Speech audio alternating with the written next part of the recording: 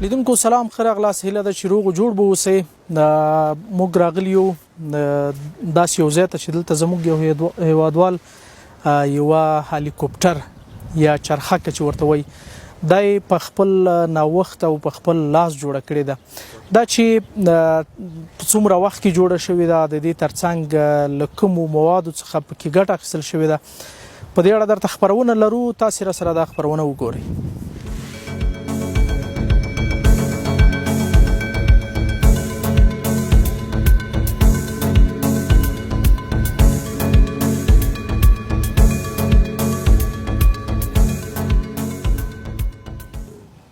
سلام علیکم.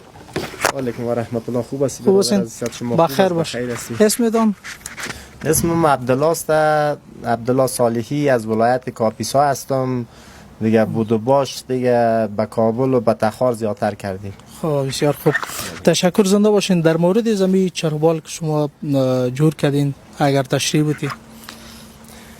این چرخبال زمانی که شروع کردیم به جنبندی کردیم دیگه وقتش تمام کردیم که باید در 6 ماه تکمیل شود پرواز بکنه. چون در شروع کار مشکلات های اقتصادی زیاد بود، مدت 3 سال وقت سپری کردیم که تا اینجا رسیده.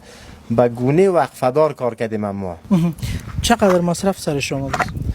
مصرف تا فعلا 50% کار از این چرخبال پیش رفته. در 50% کارش تا فعلا دیگه 400,000 افغانی 4 لک افغانی مصرف کردیم از بودجه شخصی خود. دیگه امیدوار هستیم که دوستایی که ما را میبینه دیگه چی از خارج چی در داخل کشور دیگه باید هرچی عاجلتر ما را کمک و همکاری بکنن، کمک مالی که ایره بتانیم به مدت 3 ماه آماده پرواز بسازیم. دیگه به خاطر ازی دیگه تلاش بکنن دوستام، چون این وطن سر کل ما حق داره پیروزیش و همکاریش. مثلا مصرف چند مانده است که همی 50%ش پوره شد؟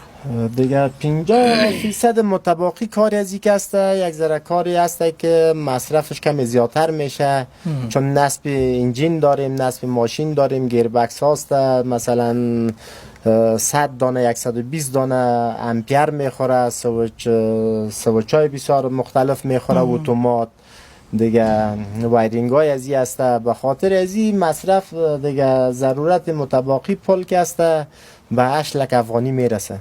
8 لک افغانی. و دی از چی استفاده کردید؟ موادی که بر از این کار گرفتیم موادش آلومینیوم است، ارمینی است، فایبر است، دیگه فولاد است. جایی که مسبوط کار است فولاد کار گرفتیم، حتی پلاسکو هم کار گرفتیم. دیگه بسیار چیزای متفاوت است دیگه. در حساب مقاومتش بسیار مقاومتش بالاست.